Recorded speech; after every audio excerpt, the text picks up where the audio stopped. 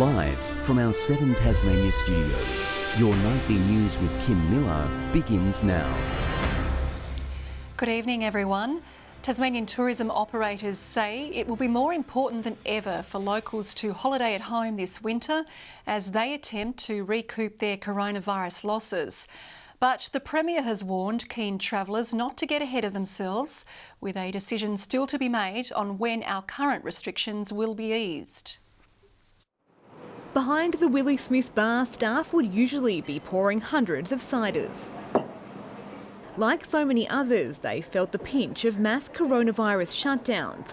But Tasmania is edging closer to the next stage of restrictions being eased, which would bring with it more freedom to travel. People don't tend to visit their own place, so I think it's a really good opportunity, as long as it's safe to do so, for everyone to go out and check out other areas of the island. The Premier has hinted at doing this in time for the June long weekend, but he's stressed it all depends on public health advice, centred around keeping our most vulnerable safe.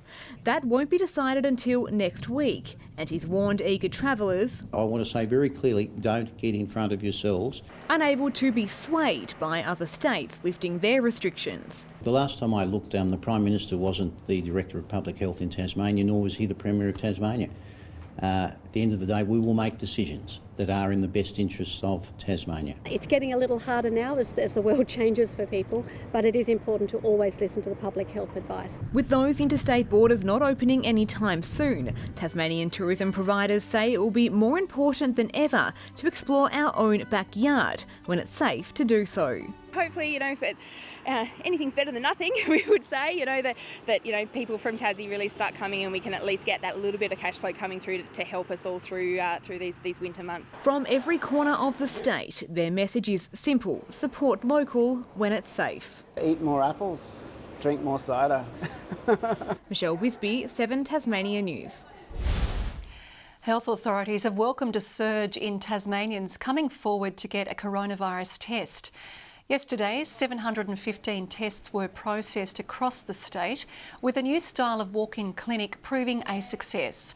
Overnight, Tasmania marked its 12th day without a new confirmed case.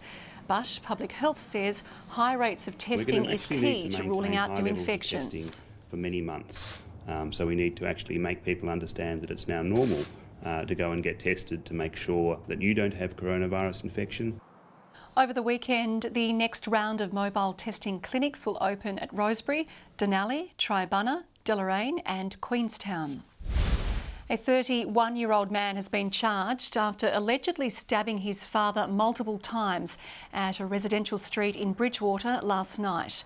The man was arrested in the early hours of this morning at a Bridgewater property. The 67-year-old was taken to the Royal Hobart Hospital with non-life-threatening injuries. Another person has been charged over the robbery of a Sandy Bay chemist. Police swarmed on the suburb on Saturday and deployed a helicopter in the wake of the incident. 27-year-old Hobart woman has now been charged with aggravated robbery. It comes after investigators charged a 32-year-old man in relation to the incident earlier this week. A voice of our state's farming industry and regional life has been lost, with News Corp announcing it's shutting down production of the Tasmanian Country newspaper. The media union has labelled today a dark day for Australian journalism, with dozens of regional titles across the country axed. Stopping the press, another blow to Australian media, with confirmation News Corp will slash dozens of local publications across the nation, among those Tasmanian Country. This is really a very, very black day for Tasmanian journalism and for the Tasmanian agricultural industry. Has a very loyal readership, is one of the only, it is the only statewide newspaper in Tasmania. And so it has a very broad reach. And it tells important stories and keeps abreast of very important issues. The paper, around since the early 80s, has a readership of more than 50,000 people monthly, according to News Corp. It calls itself the Farmer's Bible, the dominant publication for those on the land, with a focus on regional and rural life. And this was a place where the whole industry and the whole stakeholders around the industry, whether they be Tasmanian farmers, were able to get their news about their people. Hobart's masthead The Mercury is expected to pick up the stories, but questions remain how. Roger Hansen, who worked at the paper for a decade, is worried about how those stories will now be shared, particularly in light of shrinking newsrooms and increasingly less resources. As we all know, agriculture is an economic pillar of Tasmania, and so it's very important that those stories are shared and told. The paper joins other rural and regional publications across Australia who too have been given the axe, either moving online or ceasing operations altogether. While there's expected job losses interstate, the MEAA says at this stage local journalists aren't affected. It's a really sad day for journalists in Australia because it's just another nail in the coffin of the voice being lost of this country. Turning the page on a new direction in Tasmania's media landscape. Louise Huber, 7 Tasmania News. Tasmania's official winter weather outlook has been released. The Bureau of Meteorology says there are no signs pointing towards a drier or wetter season, but it is predicting above average temperatures. Around Tasmania, we are expecting ocean temperatures to stay warmer than average. That's what's probably driving those warmer than average days and nights that are likely for the winter. While there's still a few days of autumn left, the Bureau says it's likely been the wettest since 2016. Daytime temperatures have been close to average for most of the state, but cooler than average in the east. The virtual gates have closed on the AGfest in the clouds, with more than 1 million page views and 45,000 people visiting the website over 3 weeks. It was the country's first online field day after organisers were forced to cancel the annual event in its traditional format due to COVID-19.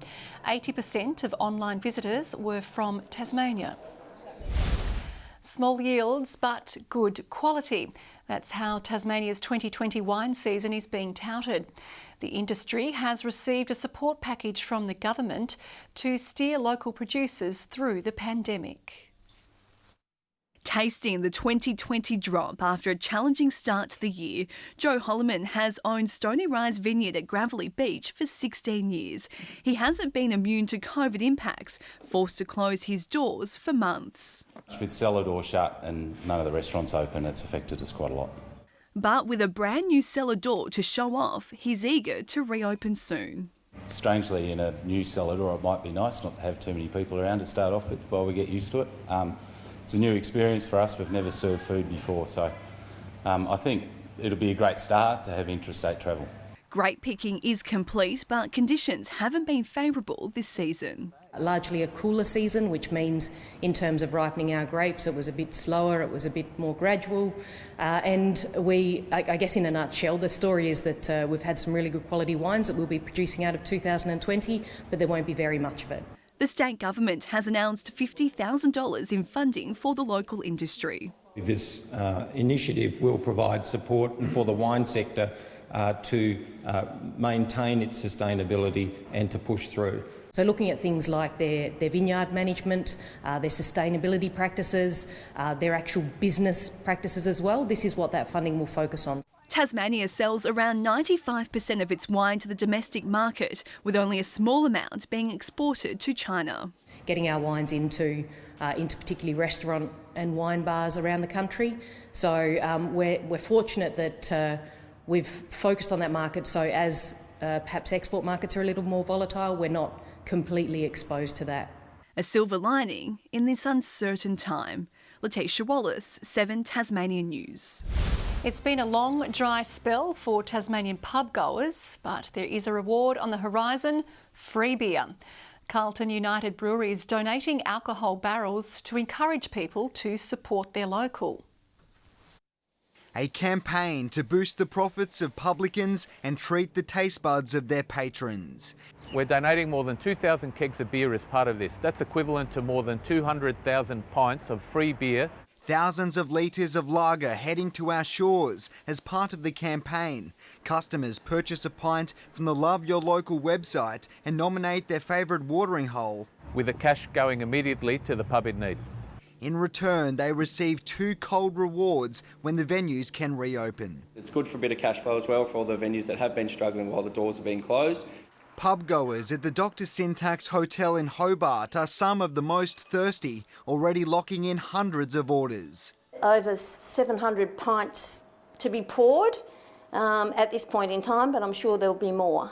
Returning after a COVID-enforced dry spell and under strict health procedures. Constant sanitising, constant mopping, wiping tills, phones, EFTPOS machines. Business in the sector is starting to improve. We are getting numbers. There's probably a couple of spots left today. At Launceston's Alchemy, spare bookings are proving almost impossible to secure. Every night of the week, which we've been packed, which is awesome. We've been able to sort of seat 10 sittings sort of 3 times, which is really nice. Campaigns like this helping them stay afloat in the short term, but they're eagerly awaiting the day when they can serve their regulars and things return to normal. Garth Burley, 7 Tasmania News. The Premier has weighed into allegations of a sports club breaking coronavirus guidelines. It's understood the football club in Launceston resumed training without the required COVID-19 safety plans in place. Premier Peter Gutwein is adamant the team did not break the state government's gatherings rule, but has reiterated the need to follow the advice of local authorities. Any group that's going to be utilising council facilities, whether it be a sporting club or otherwise, to ensure that they engage with the local council. The City of Launceston Council says it's addressed the matter with the club in question. Good evening. Ooze again with our low, a few nights in a row now, -2 overnight. Hobart reached 17, Launceston and Burnie 16 and Devonport 15 degrees. Top today was 18 at Bushy Park. Ooze finally warmed up to 17 degrees, as did St Helens, Friendly Beaches and Grove. Flinders Island 16, Lowhead and King Island 15, Strawn 13 today. Some cloud over the west and parts of the north. Patchy mid to high cloud drifted over the southeast later this afternoon. More cloud over a good part of Victoria and southeast South Australia. The coast of New South Wales copped some as well. Some cover along with southern Queensland. High cloud further north over the Northern Territory. Tomorrow a high moves over Victoria and the Tasman Sea. A cold front further to the west with troughs over the mainland. Winds tending norwesterly up to around 20 knots, although 20 to 30 knots over the west and south. Swells in those areas at 3 metres. Strong wind warning has been issued for waters between South East Cape and Sandy Cape. 18 tomorrow for Hobart and partly cloudy, 18 for Huonville, maybe an early shower clearing, partly cloudy for Campania and 18 degrees.